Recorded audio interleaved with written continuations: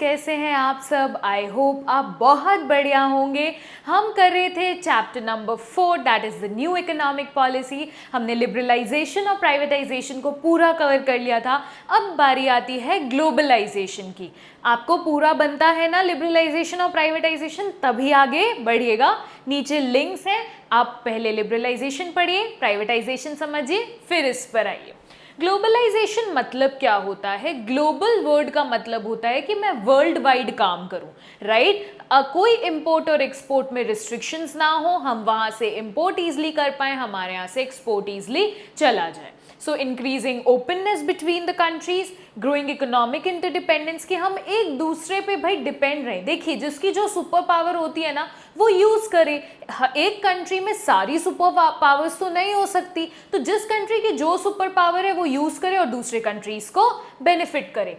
And last is deepening economic integration, कि भाई economy को चलाना है हमको एक दूसरे को, तो एक दूसरे को सपोर्ट करना पड़ेगा।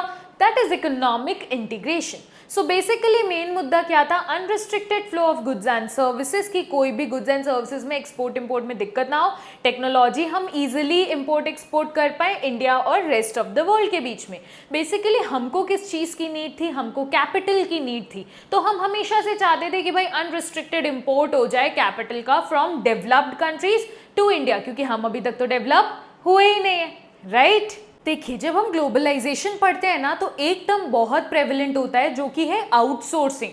आउटसोर्सिंग का मतलब क्या होता है? बाहर से बिजनेस को हायर कर लेना। सबसे बेस्ट एग्जांपल है इंडिया का BPO, that is business process outsourcing, also called as call centres. India में इतने कॉल सेंटर्स प्रेवलेंट क्यों है और कौन सर्विसेज लेता है? और आपने देखा होगा कि भाई रात रात में भी कॉल सेंटर्स चलते हैं। क्यों? उसके पीछे का रीजन क्या है? देखिए, इंडिया में लेबर बहुत चीप है। आज यूएसए में अगर जितनी लेबर मैं यहाँ यूज कर रही हूँ एट द पर्टिकुलर वेज, वही इतनी लेबर अगर मैं यूएसए में यूज करना चाहूंगी एज अ कंपनी तो मेरे को बहुत महंगा पड़ेगा, क्योंकि वहाँ पे कैपिटल सस्ती है, लेबर महंगा है, राइट? तो यूएस वालों को लगता है भाई मैं अपनी लेबर को इतना पैसा दूं, इससे बेटर है मैं इंडिया से हायर कर लेता हूं वो सर्विसेज जो इंडिया में सस्ती है। तो हमारे यहाँ से कॉल सेंटर्स की सर्विसेज हम उनको देते हैं, तो बेसिकली उन्होंने हायर कर रखा है ना हमको, राइट? तो देखिए, टाइम जोन की वजह से रात में भी कॉल सेंटर्स चलते हैं। ओके, तो सिंपल सी बात है कि जो जिसकी मास्टरी है, जो जिसके पास सुपर पावर है, उससे वो चीज़ हायर कर लो ताकि हमको वो चीज़ सस्ती पड़े, क्योंकि सुपर पावर होगी तो बल्क में होगी, बल्क में होगी तो सस्ती होगी। क्लियर है आपको? आगे बढ़ते हैं, क्या क्या हमने पॉलिसीज लिए towards globalisation. So first is increase in equity limit of foreign investment, कि फॉरेनर अगर है तो वो कितना कंट्री में आकर मेरे यहाँ पर इक्विटी परचेज कर सकता है। इक्विटी मतलब शेयर परचेज कर सकता है। पहले it was restricted to 40%, now it's like 100% भी वो परचेज कर सकता है, कोई रिस्ट्रिक्शंस नहीं है। एंड उसके लिए एक एक्ट बनाया गया, that is foreign exchange management act, that is FEMA, has been enacted. So इसके अंदर सारी चीजें, रूल्स एंड रेगुलेशंस आ जाते हैं। Second is partial convertibility of Indian rupee. What do you mean by partial convertibility? Partial convertibility मतलब होता है cell और परचेज करना फॉरेन एक्सचेंज को। आज मुझे कोई भी ट्रांजैक्शन करने हैं फॉरेन के साथ, तो मैं उनका पेमेंट जो है वो रुपी टर्म्स में तो कर नहीं सकती। मुझे तो अगर मैं यूएसए परचेज कर रही हूँ तो मुझे डॉलर टर्म्स में पे करना पड़ेगा ना, तो मुझे कन्वर्ट करना पड़ेगा उस चीज को, right? So sale and purchase of foreign exchange at market price, जो भी मार्केट में प्राइस चल रहा है। ऐसा नहीं है कि मैं कोई फिक्स्ड प्राइस पर ही करूंगी। आज अगर $1 इक्वल टू 70 रुपी चल रहा है तो मुझे उसके बेसिस पर करना पड़ेगा। 4 दिन बाद अगर वो 80 रुपीज चल रहा है तो मुझे उसके बेसिस पर करना पड़ेगा। क्यों चाहिए मुझे कन्वर्टिबिलिटी? इंपोर्ट एक्सपोर्ट करना है गुड्स एंड सर्विसेज का, पेमेंट ऑफ इंटरेस्ट और डिविडेंड ऑन इन्वेस्टमेंट। आज अगर वो इक्विटी परचेज हमसे करेंगे तो मुझे उनको डिविडेंड पे करना पड़ेगा ना, अगर मैं ऐसी कंपनी हूं जो डिविडेंड पे करती है, राइट? या इंटरेस्ट पे करने के लिए तो मुझे उनको उनकी करेंसी में पे करना पड़ेगा। And remittances to meet family expenses. Remittances मतलब कि भाई आज कोई बाहर रह रहा है, राइट? आपके कोई कजिन है जो बाहर रह रहे हैं, तो आपके फादर उनको पैसा भेजते होंगे ना फैमिली एक्सपेंसेस मीट आउट करने के लिए, या कोई भी मंथली एक्सपेंसेस मीट आउट करने के लिए, राइट? तो मुझे अपने रुपये को तो कन्वर्ट करना ही पड़ेगा। ओके, क्लियर है? Next point is the long term trade policy. What do you mean by long term? अभी तक हम ट्रेड पॉलिसीज निकालते आए थे but for a shorter period of time.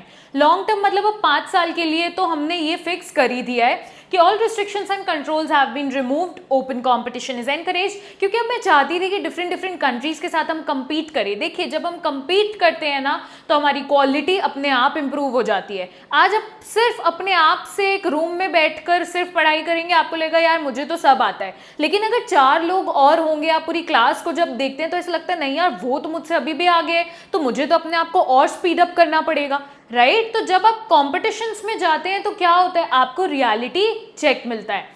Next is the reduction in tariffs. Tariffs मतलब होता है generally import duties, तो विड्रॉल ऑफ टैरिफ्स या रिडक्शन ऑफ टैरिफ्स कि हमने जितनी भी इंपोर्ट ड्यूटीज थी वो कम कर दी थी ताकि हम इंपोर्ट इजिली करा पाए। And next is withdrawal of quantitative restrictions. Quantitative restrictions मतलब कोटास। कोटास मतलब क्या, एक फिक्स कर देना कि इतना ही इंपोर्ट हो सकता है, इतना ही क्विंटल ऑफ राइस इंपोर्ट कर सकते हैं। तो ये सारे जितने भी रिस्ट्रिक्शंस थे इन सब चीजों को रिमूव कर दिया गया था। So since 2001 quotas have been withdrawn on all imports कि भाई जितना भी इंपोर्ट होगा अब उस पर कोई भी रिस्ट्रिक्शंस नहीं है, कितनी भी क्वांटिटी इंपोर्ट हो सकती है। अब मेरे दिमाग में तो एक क्वेश्चन आता है कि मैम कि ये सब चीज़ें लगा तो दी, अब हम डिफरेंट कंट्रीज में लड़ाई होगी आपस में, तो इसको सॉल्व कौन करेगा। आज 2 भाई बहनों की लड़ाई होती है तो मम्मी पापा होते हैं सॉल्व करने के लिए, लेकिन इन लोगों, इन कंट्रीज के बीच में लड़ाई होगी या कोई किसी की बात नहीं मानेगा तो कौन सॉल्व करेगा इस चीज को। आइए इसका आंसर देती हूं मैं आपको। डिफरेंट जो कंट्रीज हैं उनका मम्मी पापा कौन है, कौन लड़ाई सॉल्व कराता है, तो that is world trade organisation WTO, right. It was established in January 1, 1995। बहुत बच्चे बोलेंगे कि मैम ये आउट ऑफ सिलेबस है, सिलेबस में कट हो गया है, लेकिन बच्चे थोड़ी सी एक्स्ट्रा इन्फॉर्मेशन लेने में कुछ नहीं जाता। बहुत बार ऐसा होता है कि सिलेबस में जो चीज़ें कट हो जाती है फिर भी वो बोर्ड्स में आ जाती हैं, राइट। तो थोड़ी बहुत एक्स्ट्रा इन्फॉर्मेशन ले लीजिए, कोई दिक्कत नहीं है। एंड ये तो MCQ में पक्का आता ही है हर साल, okay. Under Marrakesh agreement sign by 123 countries, okay. इसके पहले क्या थी, एक general agreement on tariffs and trade थी जिसको हम GATT बोलते हैं, वो स्टैब्लिश हुई थी 1948 में विथ 23 कंट्रीज। तो बेसिकली उसका जो एरिना था, जो फोकस था वो सिर्फ 23 कंट्रीज तक ही था, लेकिन जो आपकी वर्ल्ड ट्रेड ऑर्गेनाइजेशन है वो 123 कंट्रीज तक पहुंची। अब आपका क्वेश्चन होगा क्या मैम हर कंट्री को कंपल्जन होता है क्या WTO के साथ साइन करना।